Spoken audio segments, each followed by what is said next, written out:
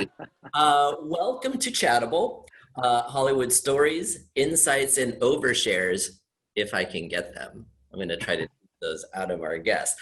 I am Gunnar Rohrbacher, founder and co-owner of Actors Comedy Studio. Chattable is brought to you by the entire team at Actors Comedy Studio. Aaron Coleman is helping us with tech and production today. I co-own the studio with my fabulous and talented business partner, Lauren Bertoni, just so you have some context. And Tiffany Berube is also in attendance, I believe. Hi, Tiffany. Tiffany is also part of our team. As we transition the school online, I thought, well, what are all the things that we can do online? So classes, yes. Workshops, yes. Industry guests, check. Chattable. Today's guest, our first guest, is a longtime friend of mine. I am very proud and happy to present actor, writer, and director, and longtime friend of mine, Mr. Fred Goss. Hi, Fred. Hello. This is why I don't do stand-up online, because there's no, you know what I mean? Like there's people. There's people somewhere. I know when I teach classes, I can see everybody in the square. So even I'm a little bit like, where are they? But I know they're there because, do you know why I know they're there, Fred? Because you sold out. Oh, really? Oh, nice. Yeah, you did. That's nice. It is nice. The kids still remember me.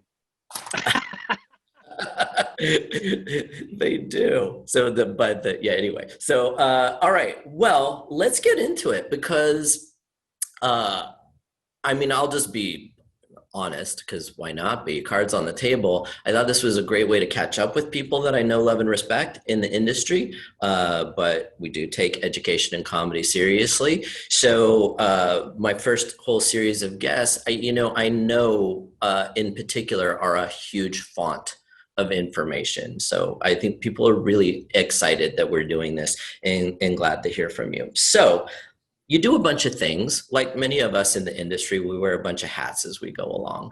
But if we could start with directing, I would love to ask you about that. And maybe you could just give us some context and tell us some of the shows that you've directed, and we'll go from there.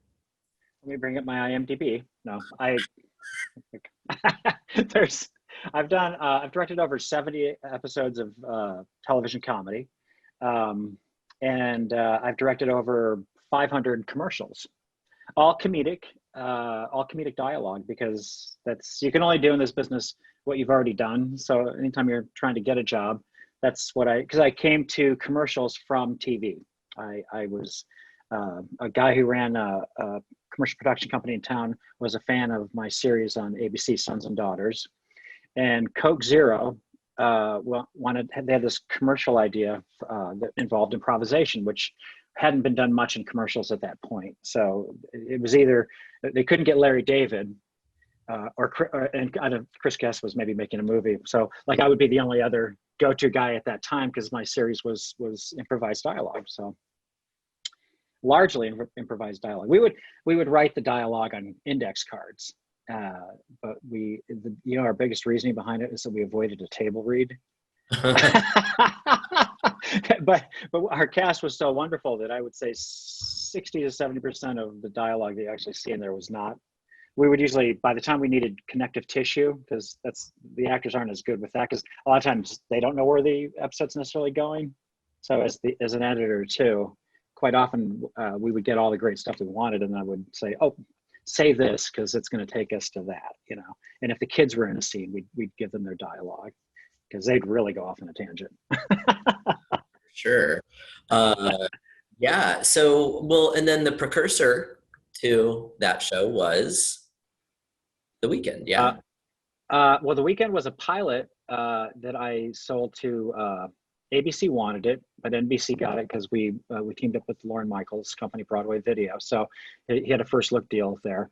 ABC wanted it more than NBC, I think. But the cast in The Weekend was so fantastic. There was one guy in particular, the name of Gunnar. It's your teacher there.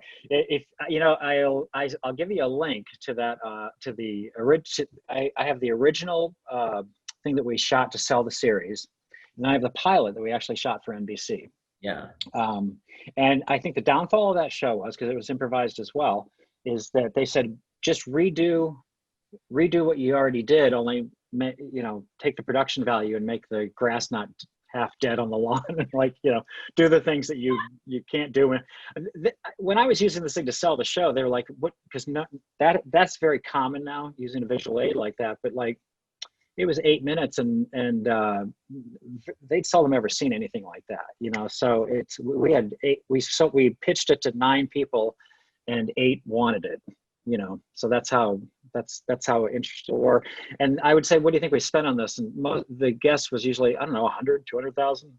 I spent 5,000 personally on that. I shot it myself, and and it was the best $5,000 I ever spent, because it sold 2 series. It sold 2 pilots, and 1 went to series, which was Sons and Daughters. And that came up because ABC wanted the weekend but couldn't have it. So a couple of months later, while we were editing the pilot for NBC, the head of ABC called up and said, I get it, Laura Michaels, and he goes, will you make one of those things for me? So we did Sons and Daughters, and that actually went to series. It ran in That was 05, an 06. exciting time. I mean, I was there in the, because then, I don't know if you remember this bit, but I mean, helped you cast Sons and Daughters, and like everything was going at once. I'd be like, Fred, I have a question. I swear to you all, he had phones in his ears going, everybody's calling. Right. It was like the moment you knew something was changing in that moment. 04, 05, 06, 07. I mean, when we left Sons and Daughters, and it went 1 season, and 08, 09, we had a 2-year development deal at Disney, that we wrote and sold 5 more scripts. Didn't get anything else to series, but we developed a lot of stuff, So those were great years. Let me just tell your students that it's way better in this business when people are coming up to you and saying, will you do this thing for us? Will you work with us? Can we collaborate with you? As opposed to, can I do this thing for you? Will you collaborate with me? You want to be, what you do is you for some reason, I obtained what they call juice at a certain point. And you can make things, you can shoot things. I was riding the crest of the significant others wave a little bit, because there was a series that I was on for Bravo as just an actor, but it allowed me the opportunity to get a manager and get into rooms and pitch an idea that I had and that I shot myself, which was The Weekend. So, and that was from Juice. People were talking about significant others because it was improvised, and it came out the same year Curb did. So it's not like no one was saying, oh, this is copying Curb. But if anything, one could have been copying the other. So I definitely took the lead from significant others when I decided to make Sons and Daughters improvised, because my whole background's in improvisation. And Rob Roy Thomas, lunatic that he is, showed me how you can actually use something as something like improvisation and something as structured as a half-hour television comedy. I'd always thought it had to be Whose Line Is It Anyway, or something that was improv related. And we shot episodes in 4 days. You got to use 3 cameras. You got to cover every angle, because you can't shoot for 20 minutes and say, hey, all that funny shit you said, can you say it again? So you got to it's like a documentary, it's got to be everything all at once. And so because of that, you move quite quickly, It's amazingly fun as an actor. It's just it's a pain in the butt for the editors. It's like, you figure it out. I just said stuff. Oh, no, we would shoot well, and that's the people would be like, how do you do it? It's like, it's just a numbers game. I mean, if you've got a 3-minute scene you have to execute, you got all the cameras going at once, and you've got an hour of FaceTime to get it. If you don't get it, then you should be doing improvisation, really. Like you should, right? Because you only need 3 minutes. And we would just get an abundance of stuff, because the cast was great. The cast was great in The Weekend as well. I mean, I still remember really specific things, like I work at Quiznos. And Gunnar is in the scene where he comes home with this young man from college, and the parents are like wondering, trying to suss out what the relationship is, because Gunnar's a good 10 years out of college probably at that point. And they're just like, and he's like, so they're like, do you go to college together? He's like, no, I work at the Quiznos in town. And then in the awkward moment, his genius was, we toast the bread, whereas say a Subway or another place will not toast the bread. Just thought I would allow. I know, and I just remember Eric, the dad, going, "Yeah," and then Nancy, the mom, goes, "We've loved toast for years." Oh, my goodness, that was fun. That was It's so much. the thing about improvised shows is, if you'll notice, they're always kind of cringeworthy to a certain degree, a little bit awkward, because you don't write jokes. There's no structured jokes. So the brand of humor, or the attack of humor, has to be elephant in the room, and however much you ratchet up that elephant, it's really on everybody to play it straight and just to deal with the existence of the elephant, and that's where the comedy lies. Like that moment was just something that's either you can relate to, or you can certainly empathize with to a large degree, is that because what's going on there is the kid is like, he hasn't come out to his parents, right? And then here you are, and I mean, later you guys are talking by the pool, and you're like, "What am I to you? In one word, tell me one word. What am I to you?" And he goes, "Quiznos." And you're like, "I can't tell you how much that hurts right now."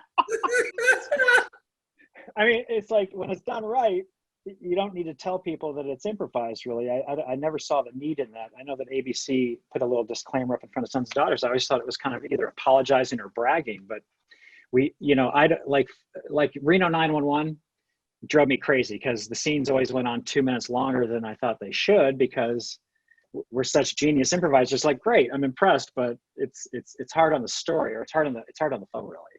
So I always tried to cut it in a way that if you didn't know it was improvised, you probably wouldn't necessarily assume it was, Yeah. What if, let's switch gears and go to, and well, maybe you can just do a widespread. So the bulk of, what is broadcast, the bulk of sitcoms are not improvised, and more pointedly, you need to stick to the dialogue. So Right. as a director or an actor, what do you think our audience needs to know about guesting in particular, on an existing series, episodic? As an actor, Yeah, let's start there.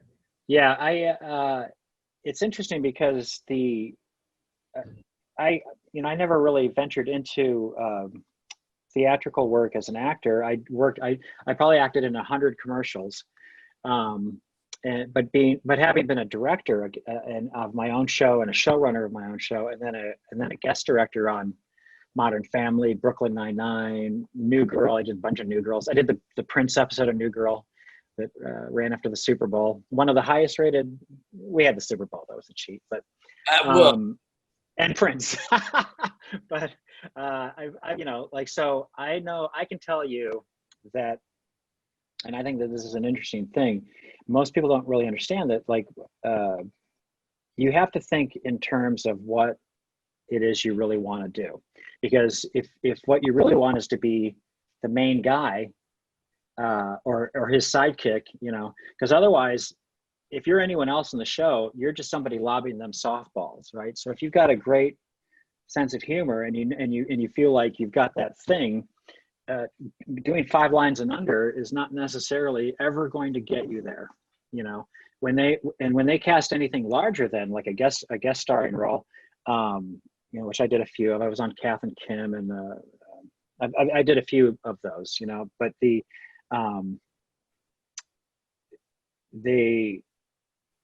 very seldom, when you go in for an audition for something, even if it's a recurring character in a series, and they put you, and the whole deal is you go in with the casting director and she puts you on tape. They are creating, I don't want to be a downer, but they create a list of usually between 17 and 25 people that are out there that they would like. And the casting director is calling them one by one and negotiating and seeing if they're interested, if they're available. Those people don't have to audition. So if any one of them says yes, they sign a contract and they're in. Quite often, if they go through the entire list of 25, they'll ask for another list of 10 or 11. So if after all of that, they still are not solid with who they want, they will they'll look at the tapes. Okay, so that's for the lead stuff, and that's a little daunting, So that's where juice comes into play, right? Like the people at the studios and the network, they make their decisions predominantly based off of what they think their boss wants to see, and that's really frustrating. It's no way to really make a decision, but that's how it works. And so and I, as a guest director, don't usually have a shit ton of say in who they cast in a smaller guest role. They would have some comedic lines stuff in it. If you're coming on that level, like you're the guy delivering a sandwich at a table, like who had the number 3, it's never going to get you anywhere, and it doesn't really pay enough to make it worth the hassle of going through that pain, in my opinion. Well, but what I mean? Let me jump in. Yeah, because I know what everybody's thinking right now is, they're thinking, don't I have to start somewhere? Wouldn't at least a few of those be relevant so I can level up with representation, et cetera? Yeah. No, absolutely. For that reason, yes. But as far as it, in a way, you kind of need to temper how far you go down that road. If you want to get representation and it helps you do that, then that's fine. But then you got to really talk to your representation about what it is your wants and desires are. Because these days, agents, especially the agents in that top 3 and then that top 5, they're big on telling you how it's going to be. And that's another thing that I would say, that it's in my travels, I have a real problem with that. It's like you're my agent, that the whole WGA thing that's going on right now, as far as it's a battle that they've more or less lost, but the packaging aspect of agencies is you can't even bring it up really, or you can now because everyone had to fire, all the writers had to fire their agent, right, in order to stand with the union. But it is wrong. They're no longer incentivized to take your 10%, and that was why they wanted you to do the best, because that was where their source of income was. Now they're basically executive producers on the series. They're incentivized to keep your rate down, actually, to watch the bottom line. So that's the argument. And they're so powerful and strong, they make so much money off of it that I knew there was no way that we were going to really win that battle. Certain things were drawn up, but it wasn't a victory, I don't think. Is it even? They cut a deal with. I feel like they cut a deal with CAA, but I don't know. I haven't really looked into what that deal is. I can almost guarantee you that it doesn't involve them not packaging, because they're. I don't know if they would just go back. I don't even know if CAA could afford the Death Star that they built in Century City there. On 10% of everybody's, it's reliant upon them making a lot more money than that. So anyway, I don't want people to think, oh well, I guess they'll just never, because you really can get there. It just has a lot to do with you understanding that nobody really cares about your career except for you. You know what I mean? So what you put into it is like taking classes and honing your craft, working on stage, and then learning how to do different things yourself. I made it ultimately because I learned how to. I started having babies, and I was doing sketch comedy with you.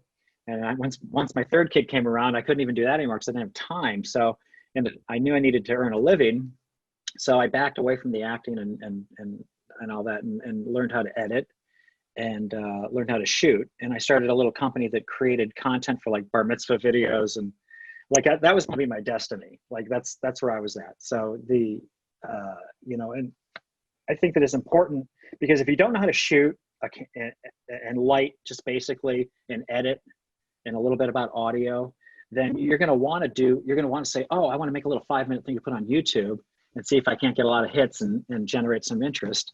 And you are completely beholden to somebody who knows that technical stuff. And right now it's pretty accessible. I mean, there's the cameras are pretty great. They're pretty easy to use. And these things didn't really exist when I was starting to do that. YouTube was actually in its infancy, when I actually made it, but.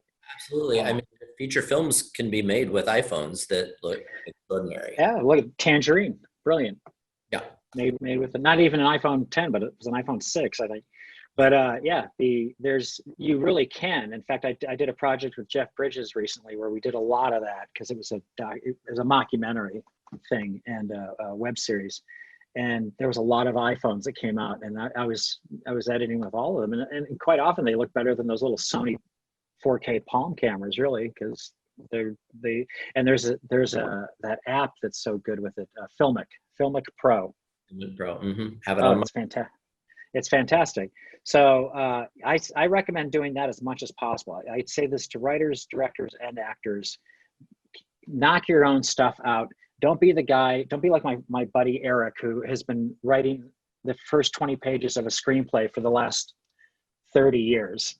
It's because you shouldn't be precious about it. In the business, you can't be. Like, your rough draft is literally should just be, so long as you don't ever embark on anything without an outline. Have a good outline, but then when you get that dialogue out, just get it out there, because if you perfect something or you shoot the whole episode of something, don't ever do that either. If you want a sales tool, just do like 5-6 minutes. That's all you should do in the room. And people always make that mistake. So, I'll shoot the whole thing. They want to collaborate with you. If you make them feel like they've been shoved out of the creative process, it's a non-starter. So they want a rough draft that's got things that they can note. They want to just see 5 minutes of a germ of an idea so that they can expound upon it. When I go into pitch, I've already written the script every time. I just don't let them know that. I just don't tell them, because I can't pitch solidly unless I've fleshed it out. You know what I mean? Like, I absolutely know what you mean. Picture this. The show's called Razzmatazz. We don't know what's going to happen. That's what everyone was doing when we sold Sons and Daughters. People were coming out from Second City, just like driving studio executives crazy. It's all made up. We get there on the day, and it's like, what? They hate that. Let's talk about that in 2020. Well, first of all, I agree with everything that you said. I don't think it can be very daunting to people to hear that, look, I'm just trying to kickstart an acting career. And then, it's just so overwhelming to think that I've got to create content and produce content. But really, we live in a world where, as you said, it's accessible, and you don't have to be the best at all of those things. And I think a lot of times people undervalue just learning by the hands-on process. And I think there's a disconnect, because I also teach writing classes, creative writing, but also pilot writing, as well as the acting classes. And I know in there, in particular, people feel like, they're just learning to write their very first fully realized pilot. And then there's this, strange expectation that it's also perfect. And I'm like, you guys are learning how to do a really complicated thing, and it's the first time. So I get pilots. I get all the pilots each season, to look at, and I'm telling you, they're from people that have worked for a long time, and 85% of them are shit. They're not great. I mean, because it's a template. You know what I mean? And that's kind of what and I've written a lot. Improv isn't like, that's the problem. It's like you do one thing and you break with one thing. For the next 3 years, we'd go into pitch and they'd be like, are you in it? Is it improvised? It's like, no and no. I wrote 5 scripts in a row right after the Sons and Daughters was over to try to, reinforce the fact that this was a technique that we did. But we also wrote them. They were 12 pages. They were outlines that hadn't been dialogue necessarily. But like I said, we wrote the dialogue anyway and put it on index cards in case we felt like it just wasn't happening. It's just that the cast was so good, it was always happening. Like I seldom ever resourced one of those cards, unless it was connective tissue. So I bring up my friend who wrote for 30 years, like that's his thought process. Like this is my masterpiece. It's like, no, first of all, we're talking about TV comedy. Yeah. It's so disposable. You know what I mean? Like there's good and there's bad, but like as soon as you get a strong outline and you got your characters really well defined, you should be able to sit and put a mirror up. If you're an actor, put a mirror up in front of you. And I don't do it anymore, but that's how I did it for years. I would act out each role and go, oh, that's good, And then just like you should write the entire script once it's outlined within 2 days, and then you've got that, and then put it don't like get off all over it. Take it, put it to the side, and start another one. And Great, if you brother. could, yeah, if you could write, if you could say you did that structure, you came up with ideas. Don't and if this is what you're doing, forget about how hacky you might think it is. It's where it goes, right? So if you could do a script a month, well, between now and Christmas, you would have 4 pilot scripts, and you could really look at what your growth was in the process. The biggest thing is your outline. If you're working on final draft, go to the beat board thing, because instead of doing the index cards, or if you got a cork board, whatever, but create that, really create scene by scene, a description of what's going on here and what happens. And then once that's all there and you start to go to write, it really is just you write it out, you dialogue it out, and you go to the next scene.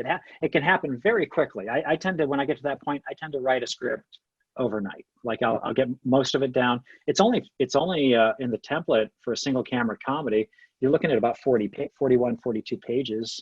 If you go to 46, you're pushing it. So they're down to comedies are down to like 20 minutes long once you get the commercials in. So. Well, and that's exactly what it's with the same mindset that I teach. My line for that is confused people don't laugh. So the work is the organization and fully realizing the universe of the show. And then once you've got that, it's just people talking. They only laugh if they're also brain damaged. And it's usually not because anything is funny, but like there's like nerves or something. Well, let me get to some other questions. I've got, let's see. Well, what would you say before we resolve this? Since we're talking about content creation, and I think you've already shared some great insights. But again, for people who are watching this and it's 2020, they're just getting started. Do you have any thoughts on an accessible path for someone who's just trying to figure this out? It's funny how all the auditions are on Zoom now. Like that's so out of my. Although I've directed a few commercials actually during the pandemic, not in LA, but like in Green Bay. Involved a couple of the Green Bay Packers for a local cellular service up there. And then about that would help them. It's interesting watching the auditions. Everything happens. This is likely not going to go back to the way it was either, because now the ad agencies in Chicago and New York or wherever they realize that they don't have to send these chuckleheads out to LA to get drunk for 5 days. It shudders. It's so expensive, and those kind of budgets are a thing of the past, right? Like it's amazing how really they still want it all, but like the budget for a 30-second spot in the 90s and the 2000s was easily twice as much as it usually is now. And there's reasonings behind it, I guess. But, a lot of them go non-union now. One thing I would say to your actors, if they're not in the guild yet, don't be so hot to get in the guild. That was never advice that I would have given someone in my time, because you had to be. And now I would say easily 70% of all commercials are done non-union, because the talent pool in Los Angeles, it took it about 10 years or so, but the non-union talent pool is not bad. Like, there's people my age are doing whatever that thing is where you kind of get out of it, you get out of the guild, you're retired to a certain degree. FICOR. FICOR, yeah. And so they're available. And then the young people coming in, I would just not be so fast to do it, because once you're in SAG, you knock yourself out of it in LA. I think you knock yourself out of 70% of the things going on. You can ask Arlene Schuster-Goss that over at ASG Casting. She's stunned, but she says 4 out of 5 jobs that come in anymore are non-union. Yeah, we talk about a lot at the studio. So the flip side of this, and I see some comments coming in about it, it can be tricky, because then they go out theatrically and your chances, generally speaking, are decreased booking anything. True. You're not I hadn't thought of that. Yes. True. So it is tricky. That is a drag. Right. It's funny So we now. know the Now percentage. that SAG and AFTRA merged too, so now they're because it was in the beginning when they went from shooting on video to digital and everything. AFTRA quite often was, because by default they had everything video when video was shit, right? But then when the video was lumped in with digital, so now that AFTRA and SAG are merged, that's kind of a good thing, because the AFTRA never negotiated quite as good of a contract as SAG would, as far as pay and then looking out for you too. But yeah, what was the point? Oh yes, I think that your path on, as far as theatrical goes, is it's important to have a good manager. I to this day am really confused about the true value of an agent. Ed, you're gonna, oh my God, you're causing so many hours of discussion now that I'm gonna have in class. Go ahead, let's talk about I this. think I think that agents are. I don't have a high opinion of them overall, and I think they're too invasive on your process. The higher up ones, like I started off with CAA when my show didn't get picked up and my deal was dying down at Disney. I went to UTA, who now is actually more powerful in some ways than CAA as far as comedy goes, because of that big comedic exodus. But at UTA, they just spent the entire time telling me how it was going to be. I'm in and tell them show ideas I wanted to pitch, and they'd be like, "Nah." I'm like, "Why the fuck am I pitching to you? You know, you should just say, you should say, okay, how can we set those meetings up? You know." And that's not the way it is anymore. So when you're at a place that's big like that, they got Martin Scorsese. Honestly, I'm a blue collar director. You know, like I worked, I achieved success, I think, in some ways beyond what I maybe ever thought I would, you know, because I was resigned to do bar mitzvah videos at a certain point. So I had a later in life massive luck out, really. Like things really went my way, and I still benefit from that. But like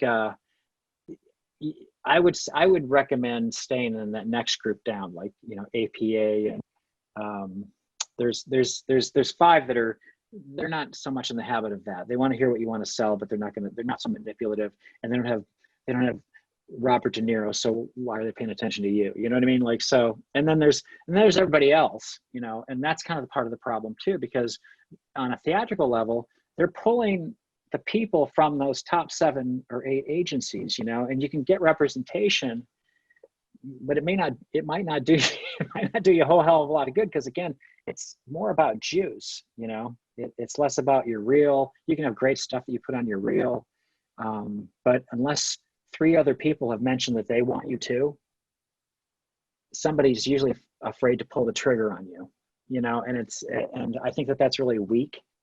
It's just it's not a great business, kids.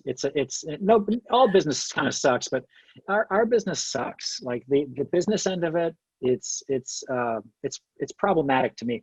They like to strip all the fun out of it, you know, and it should be fun. Like when we're directing an episode of New Girl or whatever, like I try to make it fun. Like, you know, here we are all at the top of our game doing a network television show, but there's always a few people, you know, and like a couple of suits to come in that just want everyone to have a miserable fucking time, you know. So, you Well, know, and yeah, I mean, I think the parallels, though, I mean, I acknowledge that. That's why I work for myself. um, right. I'm not done. But I think the upper echelon of any vocation, you know, it has that corporate element, you know, Of where people course, yeah. want to, you know, justify their existence, and also, It's whoever's spending the money gets the final say, and that there used to be a reverence to the artists, you know, and that's that way very much now in commercials too. Like the client never used to get involved, and now the client has something to say about it. And if they're hiring me to, now I have a lot more autonomy on the set of a commercial. You know, people directing. Guest directing television shows is not what people think it is. It's you are the writer's bitch. It's your job to fulfill their every desire, and they don't want to have to tell the celebrity talent that they're not doing it the way that they want them to, because they would tell them to go fuck themselves. So I get to do it, and I'm required to strategically get 7 pages a day and get it on time, because the days of going overtime are way over. Like that's done. Yeah. It's get the funny, get it on time, get a ridiculous amount on time, because a lot of times you'll be dealing with a 52-page script when they've got 20 minutes of time, and it's like, you don't know why you're shooting that much, but it's the writer's call. You got the 2 writers that wrote the script sitting behind you. You got 2 network people, or a network person, a studio person, and they all got something to say about it. And you really are just you're more like, it's not directing so much as directing traffic, and you have to get the performance, but a lot of times it's not necessarily the performance that you want to get either, because your job is to not make your film to go to Sundance, but to make the best episode of New Girl that you can. So my concern is to get the tone that Liz Merriweather and Dave Finkel and Prepare have set, and you got to go through a tone meeting, and they'll go page by page and say, here's how we want it, so it's more technical than creative, really. And not my cup of tea, like I've done it a lot, but it really became a job. So, well, I know all about the pressures of the technical aspects. I would have known anyway, but we'll slip in an anecdote here. You did give me the most stressful job I have ever had in show business, on an episode of Happy Endings, which was just basically a stunt that I was not prepared to do. So you were lifted up, right? Yes. I was fully lifted up, like barbell style, over a gigantic, enormous mountain of a man's head, but not like with apparatus or there were strings and they were CGI'd out. Like, it was like, I don't remember his name. I have a picture of it somewhere on Facebook. But it was like, here's Bill. Bill's going to lift you over his head at a standing pace. And just so you all know, it wasn't like a running leap into someone's arms. We specifically had the edict of having it looked as much as possible like I wasn't doing anything, and he just reached over and grabbed me and put me over his head like. And we had like 30 minutes to rehearse. 30 minutes. Didn't they give you like a belt or something? It was something he could grab at your midsection. He had a belt. He just grabbed onto my belt loop of my shorts, Fred. That's all it was. It ripped. I was going down. And I have never felt so much pressure, because I'm like, we've got to do this. So we get on set. This is absolutely true. I can't even see Fred because it's in a nightclub. So all these lights are on us, and then it's just black. But I know there's like 100 people there on the crew. And then we do it once, and it's like, abort. It is absolutely true, because we'd only done it once in rehearsal. I don't know if you knew that. We pulled it up one time. And I just looked at him. I took a breath, and I looked at him like this. And I went, if we don't do this the next time, we're never going to do it. Do it. Got it. And boom! I got up and over his head. And everybody, do you remember? Everybody was like, yay! Oh, yeah. It was. Well, you partially flew, I think. You contributed to that in whatever way you could. Like you went zero gravity, I think. I went as gay as I could be. Now, I want to, before we go far away from this, I still feel like I haven't given the folks a practical, my opinion of a practical path into that. I mean, you can't, unless you have representation, unless you can't get into the room unless you have representation. So you're right about that. I don't mean to poo-poo that. I just think that a manager who believes in you is more valuable in the long run to the cultivation of your career than an agent, because an agent's agents barely even like to call and hustle their clients anymore. When I went to UTA, I locked down 3 episodes of Happy Ending and 2 episodes of New Girl. When I left CA to go to UTA, I said, I'm already lined up for these because I had the personal connections to do it. I knew Joe and Anthony Russo because I had just done a Community, and then they did Carpoolers too, which I was on, and Oh, they promised me a directing episode in the second season if I would be in the cast, right? mhm. And then it never went a second season. So I waited a couple of years, did some commercials, and I called Joe. I'm like, hey, how about a Community? Like, just to make up for no second season. He's like, sure. Within 2 months, I'm vetted at Sony. I'm at Paramount. I'm walking up to Joe and Anthony Russo, who did all the Avenger films, and I'm not sure how that transitioned that way, but Joe's a short fellow, Italian, kind of strong. I walked up to him. I'm like, Joe, because I hadn't seen him since Carpoolers. Shook his hand. I'm like, thank you so much for making this happen. He's like, you won't be thanking me in 2 weeks. I'm like, why? He goes, because this is a Chevy episode. I'm like, I love Chevy Chase. He goes, you won't. Oh, yeah. He was right. I didn't. But he he and the Russos were That was just an like, overshare. See? yeah. In the Oh top, well, it's no big Hollywood inside story that Chevy Chase is a prick, but he is. He really is. He just was, and he leaned into me at one point. He's like, most people just don't understand that I'm almost 70 years old.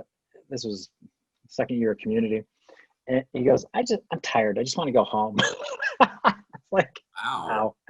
So he reached, I guess, on the first episode. This is really overshare. On the reason I was really there is because on the first day of the second season, and Joe and Anthony are thinking, well, Chevy will be a nicer guy now because he'll be thrilled that it looks like he's going to be in a series and success, right? And no, at one point, and Chevy's very tall. He walks up to Joe and he goes, "You Napoleonic little prick! You couldn't direct your way out of a paper bag." In front of the entire cast and crew, right? And Joe was like, "Next dealer." So he barely ever spoke to Chevy again, and they would just do, if you notice in Community, Chevy was on the end next to Donald, right?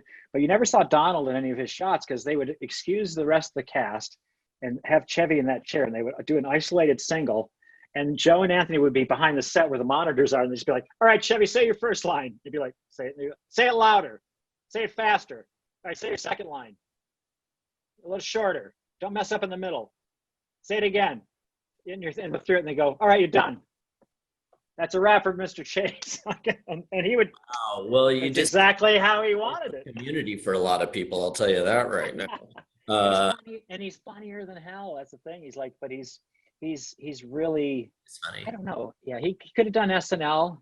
He's very entitled, like his Upper West Side rich liberal parents in New York, and he was supposedly, at the same time he was offered SNL, he was also offered to be the third guy, what would have been the third guy in Steely Dan, because he is the most incredible piano player you've ever seen.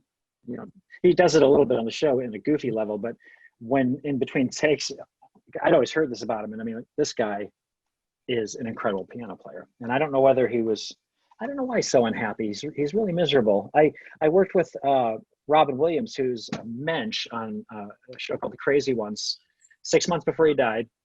Mm-hmm. And he's on the third day, he goes, "Hey, I see you did a Community." I said, "Would you look at my IMDb?" He's like, "Yeah." He goes, "What do you think of Chevy Chase?" I went, "He's an asshole." He goes, "He is, isn't he?" There you go. That's Hollywood for you, everybody. Robin Williams asked Fred what he thought working with Chevy Chase was like. Well, he knew Chevy well because back in the day at the Comedy Store, when I first saw Robin, because Robin would go in there when he was doing Mork, and he'd perform with the Comedy Store Players with Cynthia Seghetti. She was a member of the Comedy Store Players, and that's how I ended up at Acme, really, because I remembered her there. I saw she was teaching a class. I'm like, oh my God, I loved her. And so Robin goes, "Yeah, Chevy was pretty big then. He had just done Foul Play and Caddyshack, and yeah, he was big. He bought a big mansion behind the Comedy Store next to Mitzi Shore's place, and they would leave there on Monday and do a coffee table filled with cocaine until Wednesday, where he would have to go in for his first table read for the episode of Mork he was doing. And that's how his life went until he left Mork, until I think until he finished World According to Garp. And around that time, John Belushi died, and Robin and Robert De Niro were with him that night.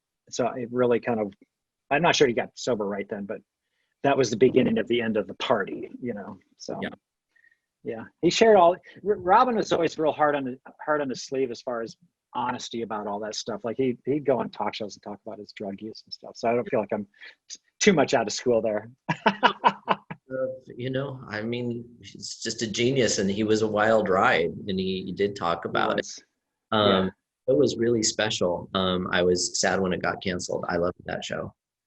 Yeah, I was, you know, if the show hadn't been canceled, he wouldn't have killed himself. And that's not to suggest at all that he was bummed out that they canceled this show, because he was teed up to do Mrs. Doubtfire.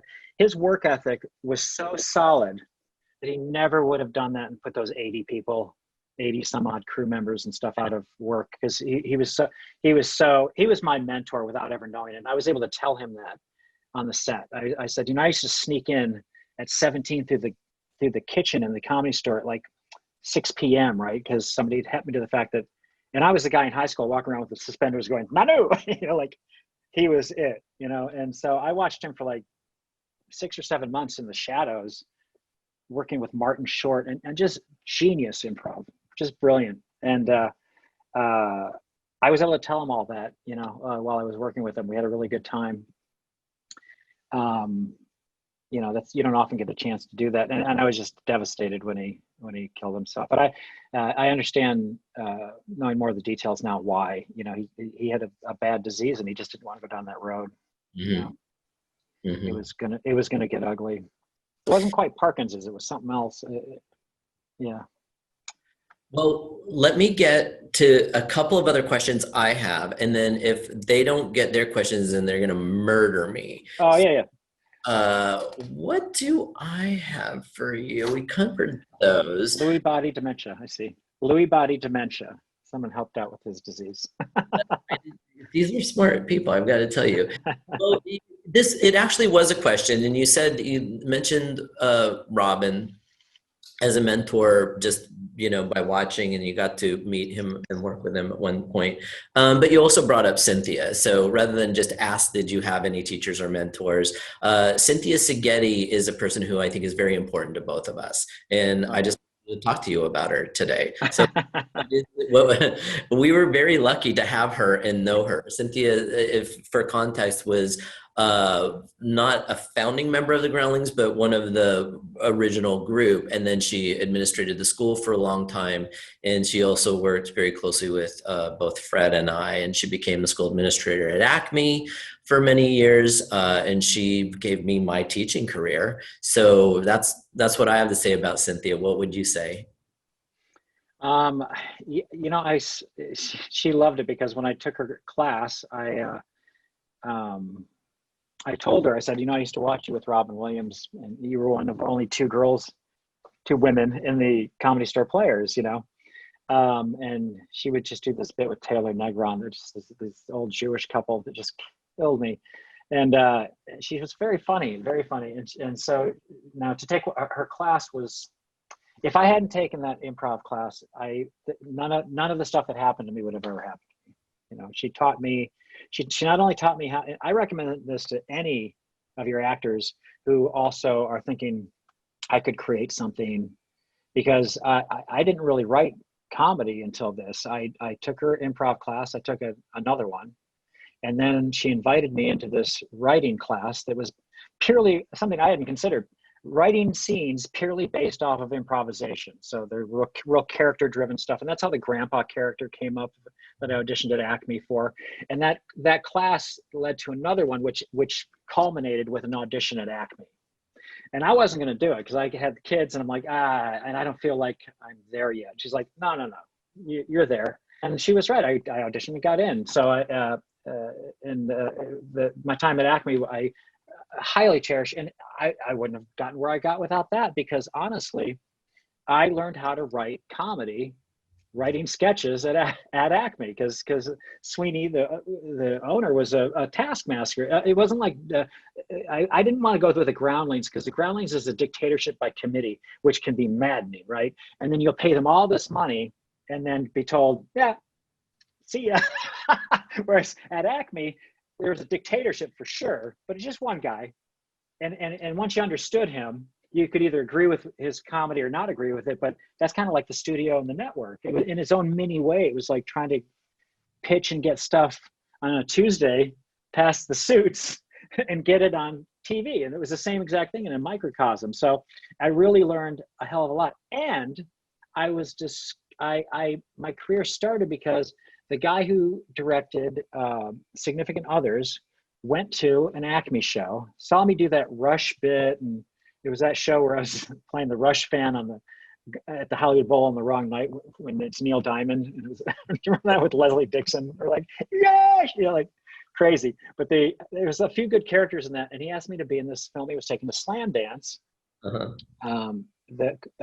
And so basically somebody saw it there and said I could take this film exactly as it is and sell it as a pilot at NBC, and he did. A guy named Peter Tortorisi, who was 2 years he was head of CBS right before Les Moonves, right? So NBC passed on. This is all like how it happened. Like NBC passed on it because Jeff Zucker was in charge. He's like, I don't like improv, but Jeff Gaspin was just put in charge of Bravo.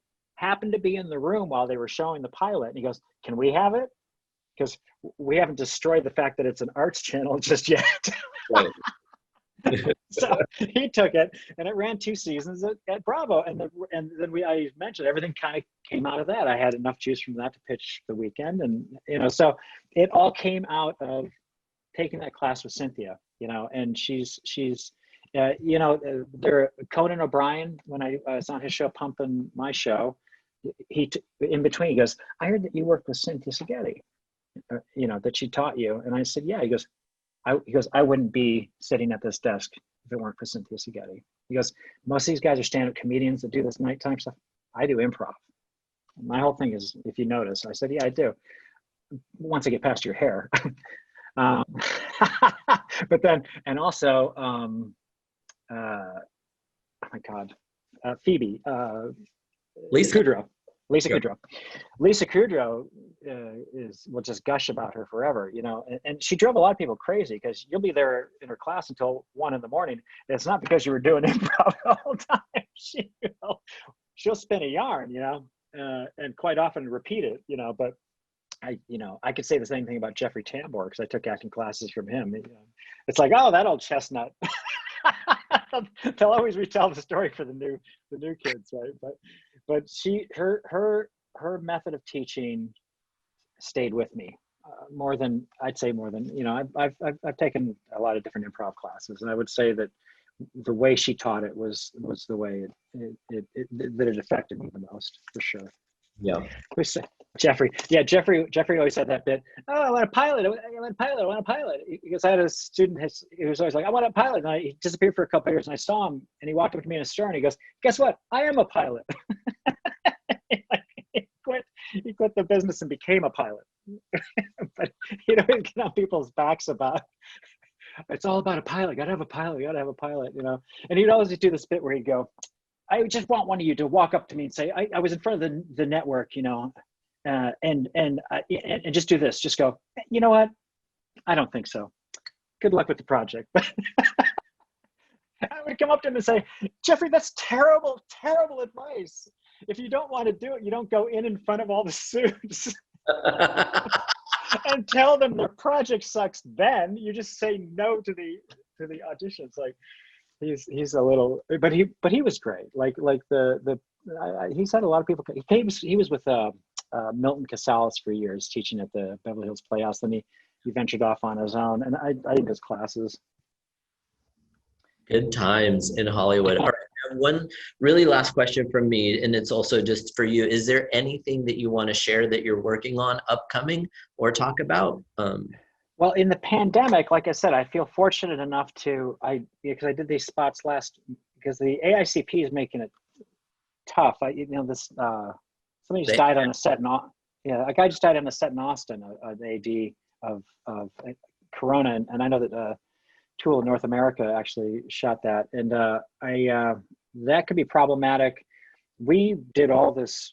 There's all this protocol you got to follow, and I know this article I read said that the commercials don't have to. Not true, not true. Like, so what we were very, very careful, and no one got sick up in Green Bay, so that's great. I just booked it today. I just booked a Virginia lottery job as a director that will shoot mid October in Richmond, assuming that the shit doesn't hit the fan as far as the second wave goes, and we'll have to, because it's a state by state thing. They could shut it down, but like Ty Pennington's in it, and it's a spoof on Extreme Home Makeover, only for the lottery. So I'm directing commercials, but what I'm doing is, in the pandemic, I'm teaching myself guitar, but I've been writing a book, and I've been writing a screenplay, 2 screenplays, and a book called Funny Business. An outsider's guide to the business of being funny. And that'll be available online with a lecture series when I'm done with it. So fantastic. Yeah. Video lecture series for purchase. Yeah, it'll be. I'm trying to figure out what to do with all that. I don't want to be one of these guys that does all these upsells and shit. Like, you know what I mean? Like, it's really kind of more altruistic. And I started to write. I'm not famous enough to really write a memoir. So what it is it's my journey as a kid from Michigan, who, when I came to Hollywood to be a stand-up comedian, knew no one. I had no leg up. Nobody gave a fuck about me. And so it's the book that I wish that someone had handed me when I was 18, that I could go, and get insights, and really practical.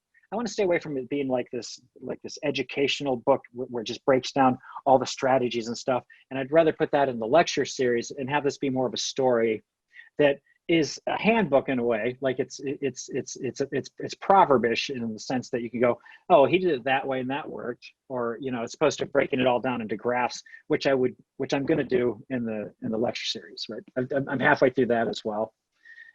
So I think I would just want it to be like a package thing, but not like, oh, you paid for this, now for $7,000 you get.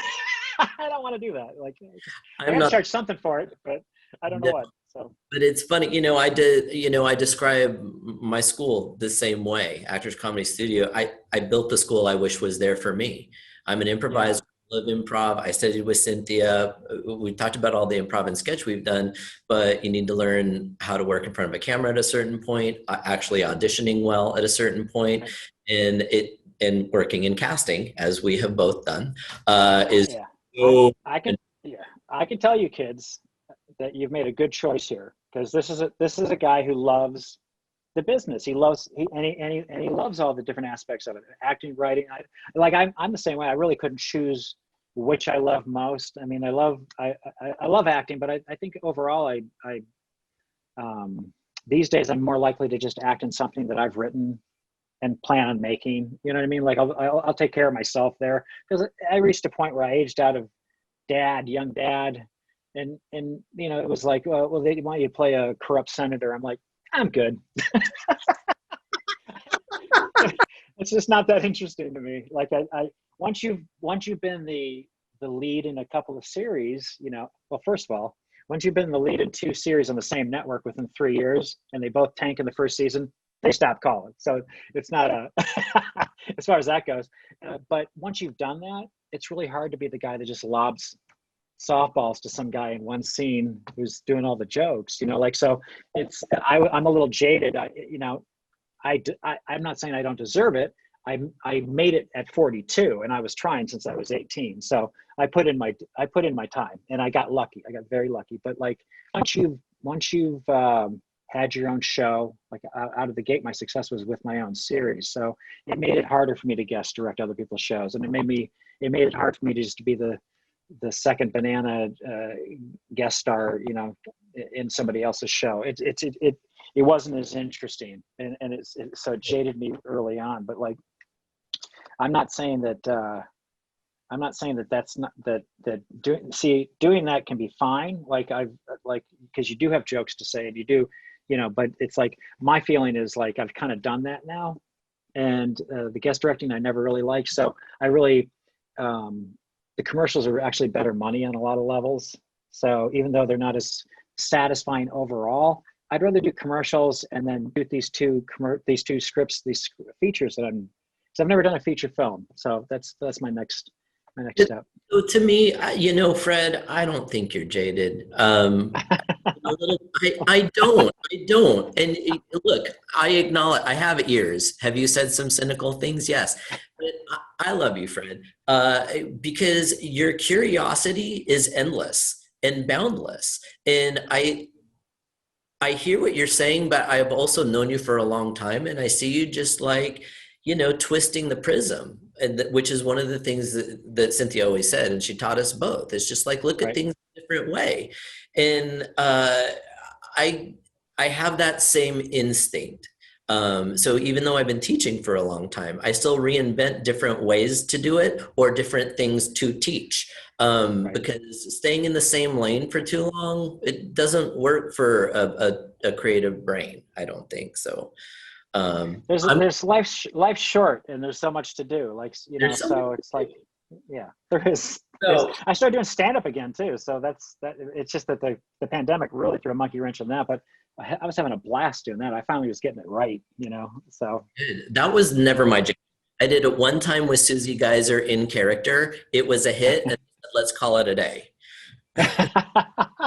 We did it as our old man and lady characters, and I said worst, most offensive things that have ever come out of my mouth, but it was through the filter of an old man who didn't know what he was saying.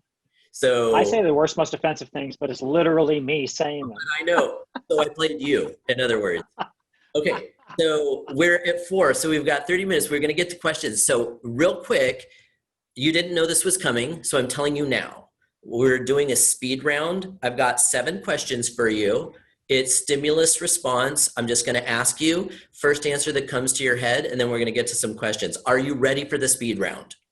Yes. Okay. What does comedy mean to you? Boobs. No, You said it's not a Rorschach, it's a Rohrbacher. I know. I'm going to. If you could change, okay, Mr. Jaded, if you could change one thing about the industry, what would it be? To make the actual artists in charge. Do you think of yourself as successful? Yes. What's a funny word? Boobs. Okay, I'm so glad you did that. What's more important, self-expression or true respect from your peers? Self-expression. Is there anyone not invited to your funeral? Yes. Will you tell us who it is? It doesn't matter, he's dead. He's not inviting a dead person to his funeral. That is way better than I ever could have expected. That's how strongly I feel about it. Okay. Last question. It's philosophical. It's deep because I know you're deep. Is there anything every human being on the planet has a responsibility to do? Fix climate change. ASAP. ASAP. Thank you, Fred. Okay, so good. So that was it for me. Let's get to the questions. Aaron, if you want to help moderate, or I see them here, so I'll just go to the some that are coming in. So you talked about juice, and I got what you meant. It's like heat, momentum, buzz. More than one person wants you at the same time. How do you do it? They want to know, how do you do it? It's you guys are in a unique period of time where, like I was describing, you've got the ability to not exist when I was younger. YouTube, all these different outlets where you can actually put something up there and have it garner you juice. It's stunning how many people who are influencers or YouTube celebrities, about 6 or 7 years ago, that started to become a thing, so that because you had like Nine Brothers, these two guys that just do this schlocky content on YouTube, right? Sorry, Fines, if this gets back to you, but like they were taking meetings because they had 12 million subscribers, and on any given night, Parks and Rec was getting 2 million viewers. You know what I mean? So and they misinterpreted the suits. They don't quite understand that it's usually 14-year-olds, and they're not really in the demo, and you know what I mean? Like it's their motivation behind it is a little crazy, but this is the way that people are becoming stars now. That young girl that does Donald Trump, she's making like she's Donald Trump, and she's perfect. Like her lip sync she's got a show. She sold a series. Boom. And she did it all from that. That's how you get juice. And that's the easiest way to get juice, is to take your career into your own hands and come up with a way to do it, you know? Got to be doing something, right? You can't wait for somebody to find you. I've said it before myself. Hollywood doesn't discover people anymore. It just simply doesn't even. Not since they tore down Schwab's. Where I used to sit, you know. What a hacky joke that none of these kids get. I got it. That's all that matters. You know, I used to show a little leg, Fred, thinking someone's gonna notice. Hello, want a malted? Fred, this is a great question, and I would love to know what your thoughts are too. Do you think the broadcast model for networks are in danger of being outdated with the streaming? What do you think about advertising-based content at this point? I think it's interesting that I have not considered spending my time to watch a network comedy in quite some time. You know, I know that there's a few out there, but for the most part, the better stuff isn't there. And it's so funny because the networks are so ego driven that they were ass raped by Silicon Valley about 7 years ago, and they still haven't noticed. You know, like they still do the upfronts, and they're like, here's our programmer to tell you about this new little show that we're going to put. And the guy's like, yeah, we're going to put this at 9:30 opposite of Superstore, because we know that it's going to really, at that time, it's going to really compete. And they're talking to their advertisers, right? I just want one of them at one point to stand up in New York at the Lincoln Center and just go, excuse me, yes, who the fuck cares? So when you schedule it, who the fuck?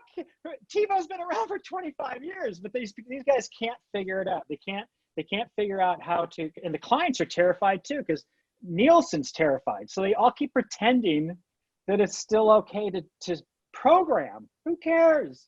They're so behind, and they buy a set of rules with standards and practices that does not allow them to do what any of the streaming services or any of the cable. They bought all the cable channels, so that's how they dealt with that. But they can't buy Silicon Valley. They can't buy Amazon or Netflix, and they get all pouty when they won't tell them what their numbers are, and they're like, we don't give a fuck. We sell memberships. Like, we don't have commercials. It's a whole different ball game, and unless they do radically shift, they will go the way of the dinosaur on some level. Peacock is a good example of how they can shift. Like NBC coming out with Peacock is kind of what they should be doing. You know, they should all get an app, and they're all should do it. CBS, they've all but they're way behind. They're way behind. I see them trying to make the transition. Peacock is the perfect example of how they're trying to make it work. It's a little shocking how far behind it is, because we've seen it coming for a long time. Oh, yeah. I'm going to ask you a question and give you time to answer, and then I'm going to have to black out for a second. There's just a little thing that I need to attend to. So sorry, so rude. But at what point? You drop a deuce? What's going on? It's living at home. It's a neighbor thing. Okay. At what point, if any, do you think your personal connections are more important than having reps? Go. I have always done better generating my own stuff. Like I said, when I signed with UTA, I went to them and I had lined up 5 episodes of TV, which you know, I think personal contacts, I guess, but in the beginning, your reps are important too. So I keep trying to place myself back into that position, because I had another thing too, is like I had stopped wanting it so badly. Like I started having kids, and so, you know, I basically decided to stop acting. And the one thing I didn't stop doing was to be on stage, because I loved it. I just wasn't looking to make a living at it anymore, you know. So while I was learning to edit and everything, I was still doing Acme, and that's how I met Gunnar. So by doing something that I loved, without any kind of, that's why I'm loving stand-up so much right now, because when I was younger and doing it, it was like, oh my God, maybe I'll get a TV show like Seinfeld, or like, you know, you think you're going to do all these things. Now, when I do stand-up, it's purely for the love. And that's why I was at Acme. It's purely for the love, because I've given it up. I wasn't pursuing it. I was just there because I love being on stage. So when I'm working a room now, it's just for the moment. It's not because I'm hoping somebody puts me in a TV show. It's like, I've done that. I don't have to worry about what all the kids are worrying about, you know? So I say, try to always maintain. I think your success a lot of times is I dated a girl once who was like, I want to be a movie star. It's like, that's not a job. You know, it's not. It's a side effect. It's a side effect of doing something well, you know, and or having enough of a presence, I guess. But like, that's not the job. The job is actor. The job, you know, it's like, you know. So don't get so consumed with making it that you forget how much fun it is, and that you enjoy it. Because really, you thoroughly immersed in that is what's going to make it happen. You know, like someone's going to really notice what you're doing. And you'll be rewarded for it when you least expect it. It's like when someone's trying to find their soulmate or fall in love. It's like, just stop. You can't pretend you're stopping. Some people do that too. Like, oh, I'm not looking. You know, like, if you just literally stop and get into yourself and and you let it go, that's when love finds you. You know. Well, yeah, I think this industry in particular, there are other examples where your vocation or your desired vocation can be a love and a passion within you, and then you try to monetize it. There's something very specific to this industry, acting, writing, producing, even directing, whatever you aspire to be, that you love it so much and you've been a fan of it for so long, right? Sometimes even before you realized you wanted to get in the business, balancing the joy you have for practicing the artistic elements of it and then trying to make a living at it, they're like enemies to each other. And then we have to, you know, try to our way balancing those out. It's a thing too in the business that it's really weird because they try to beat any of the joy out of it on the business end. There's every effort to try to do that. And, you know, especially as actors, you have to really protect yourself, you know. Jeffrey Tambor tells a great story that someone took his class to, where he's like, he did something in a take, and I don't know what it was on, but the makeup woman goes, kind of referenced the take, and she went, wah, wah, like, it made him feel bad about what he'd done, and that was her intent, kind of. She kind of like made fun of, or intimated that maybe it fell flat, or because it was still something he tried. But he had her fired because he was like, that's unacceptable. That's unacceptable for you to get inside. You're doing my makeup and you're going to get inside my head with a judgment on something that I'm doing. I'm not telling you that your makeup looks like shit, or, you know what I mean? Like, it's fair. It sounds like a real crappy thing that he did, but like, she shouldn't have done that. Like, that's just not using your brain, you know? Don't let people get inside your head, you know, like, yet all they're trying to do is get inside your head. It's amazing how much distraction everybody feels it's okay to put on an actor. And it's like, they'll spend 2 hours tweaking a fucking tweenie or a light or something like that. And the actor goes, can I just have a minute, or can you explain to me why my guy would walk over here? It's like, oh my God, what a problem. You know, like, this guy's a handful. It's like, can I have a minute, you know?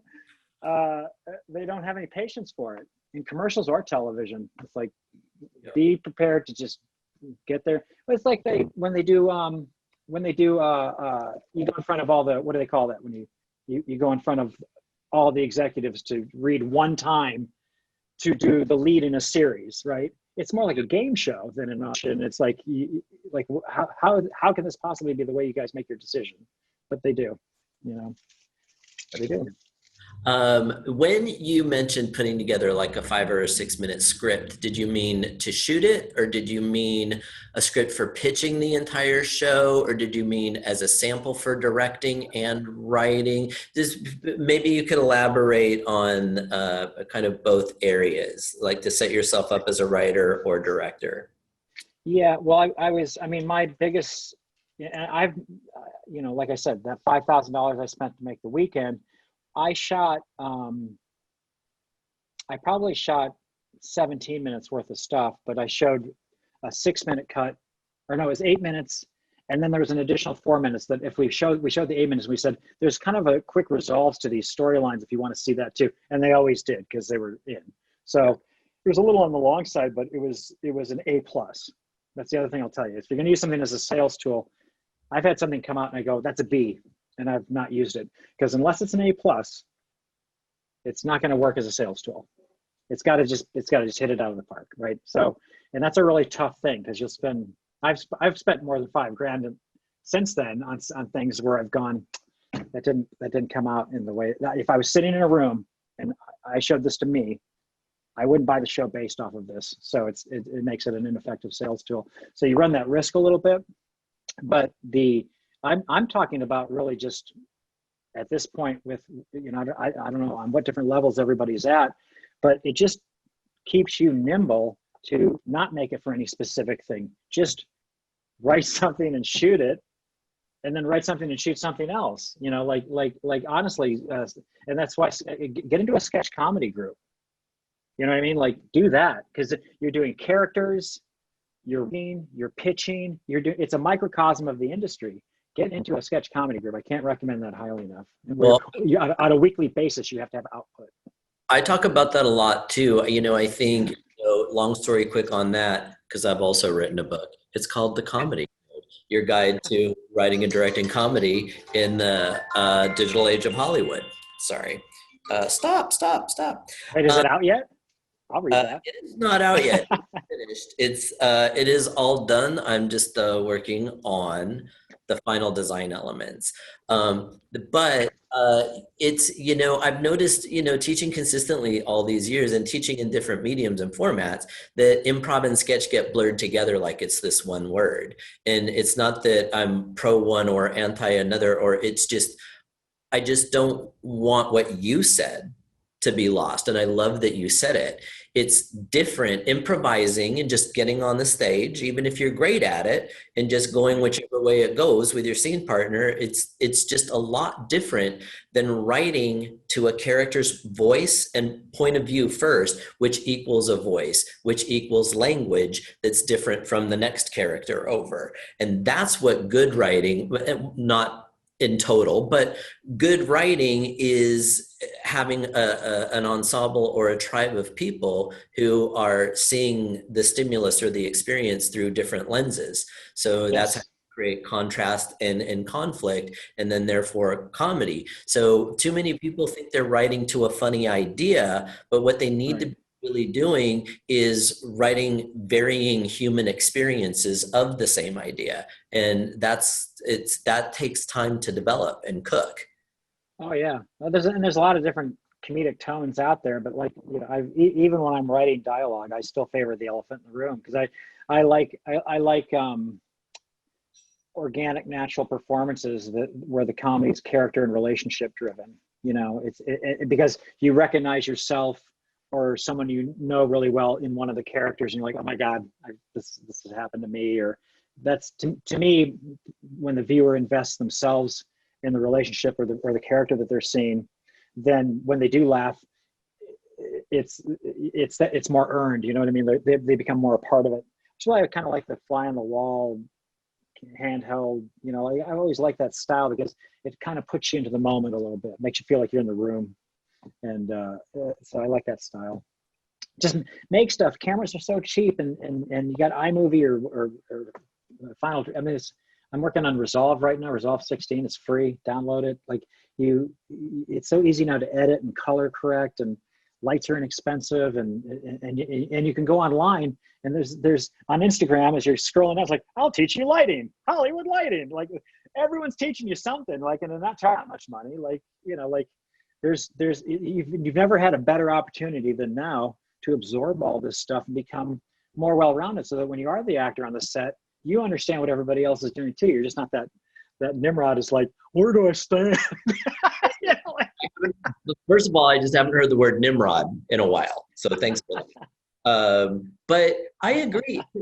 Too many people just get caught up in the product being good. And yes, if you're at the end of the line where you want to pitch and meet with the industry, yeah, it does need to be A+. You're absolutely right. But if you're just getting started and it's just for you, just so you get familiar, it doesn't have to be anything except a pathway to learn.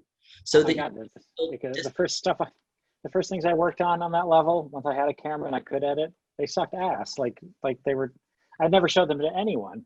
You know, I won't even look at them anymore. Right, it's schoolwork. It's nobody should show Yeah. their schoolwork to the world, and and that's one of the reasons that I wanted to have you in the list of guests, so that people don't think these things happen by magic. They don't happen without a lot of effort. They Oh don't yeah. without I trial. think I think people think that like directors are just like they have this gift, and like directing is a learned trade. Like you have to understand, especially directing television, like it's not easy to have, say normally you have two cameras on a single camera comedy, ironically, but you have to figure out how the people can and how the scene transpires in a way where the cameras never have to stop or reposition within that 2 to 3 minute scene. So that becomes a thing of like, well, you got the wide shot of somebody entering, but then that camera is going to end up being their close up, while this other camera comes over once they sit during the shot, so that when the other person sits down, we have cross coverage. So one of them's not on their phone while the other one's going full bore, right? That's a thing. So it's like, and then you got to be focused on performance. I mean, so that's not something that just like happens. Like you need to learn how to do that, and you need to learn how to do it fast, and you need to learn how to do it diplomatically. You're probably better off if you're not like me. I'm one of those people that I can't go to bed at night if I think someone somewhere on the planet is unhappy with me in some way, and that's not a great trait for a director, really. You need to be the guy that's like, fuck you, like. What?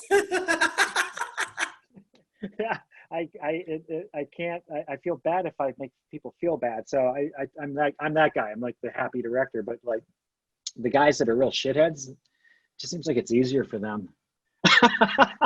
It's always easier not to care, but you'll never be that.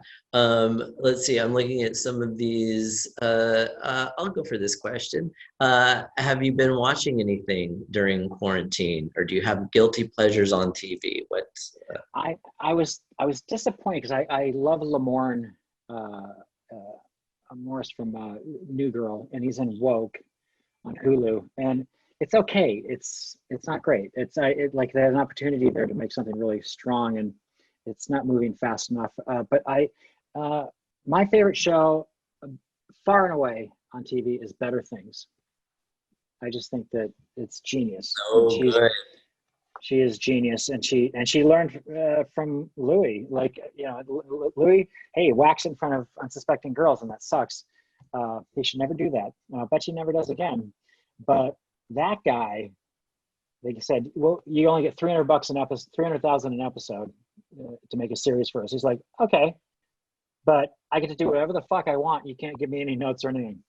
And that was Lewy, and that's 5-6 seasons of the most genius work, because it's not like he just figured out how to do it.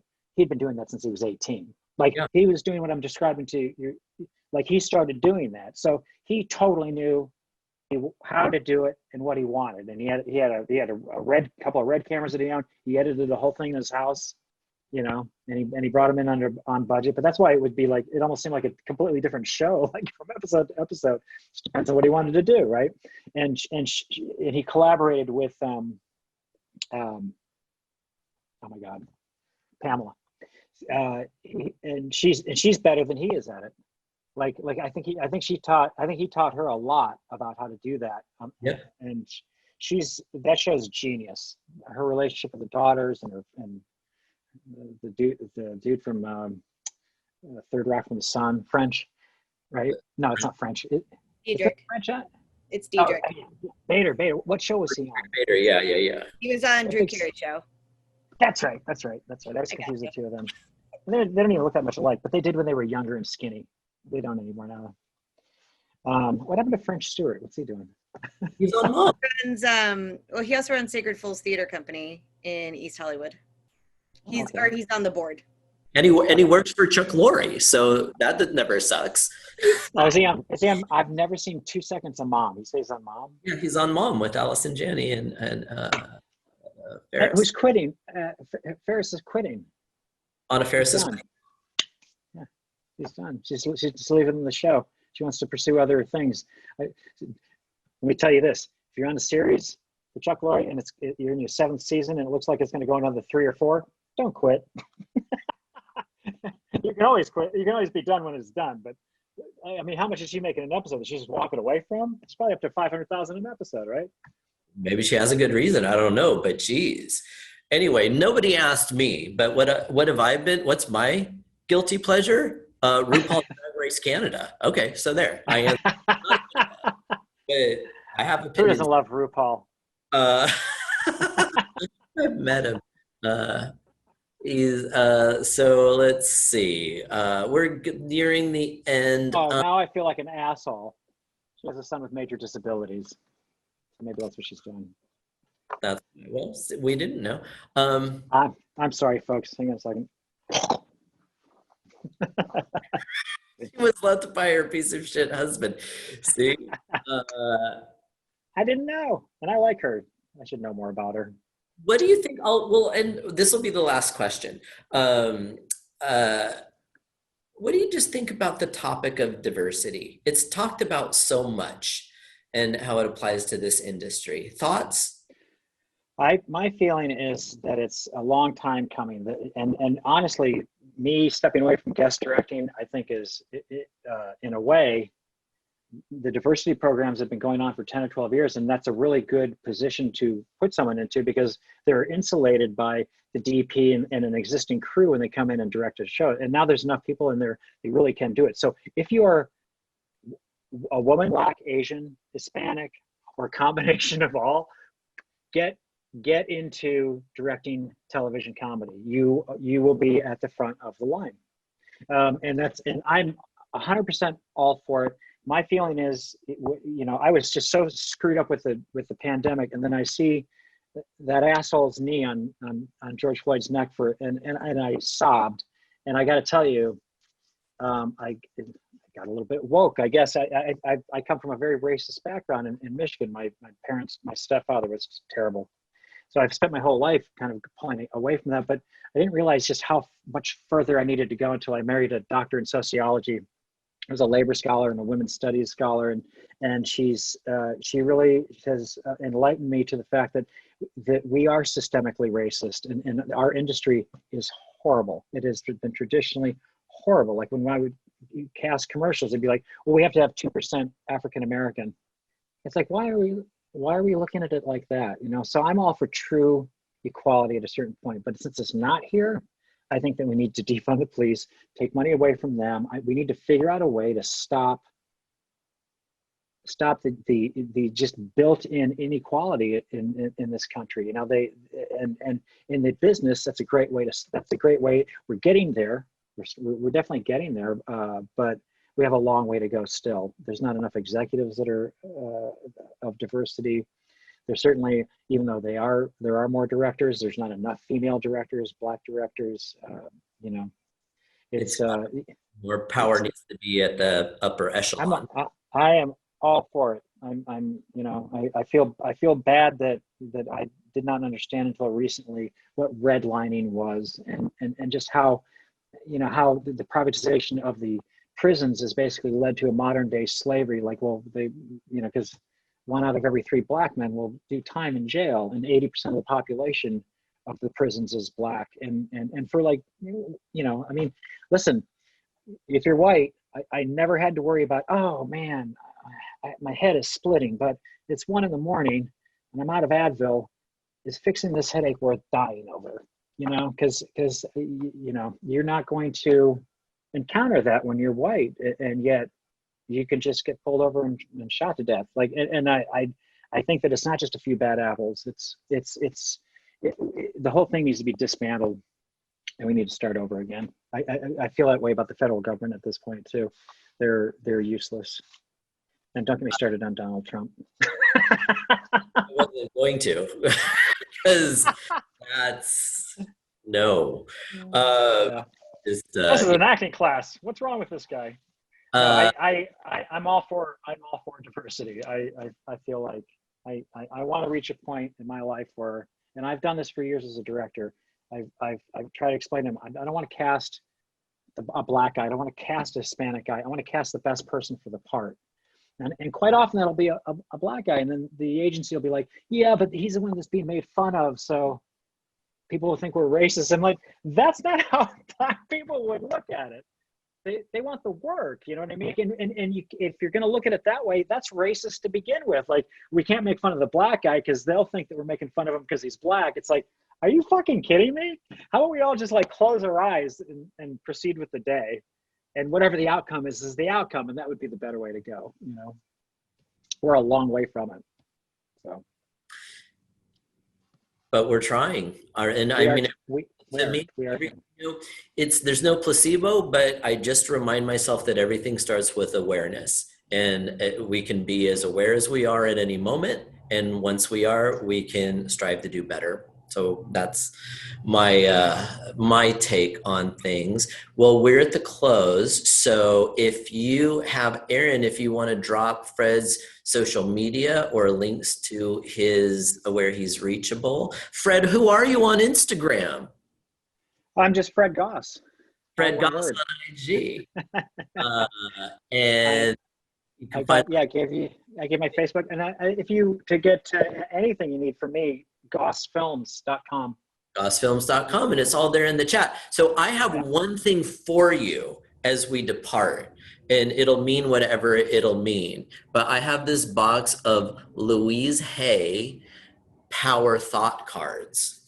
So I'm going to leave you with what you get from me is a message. I don't know what it's going to be. So say stop. Stop. Yeah.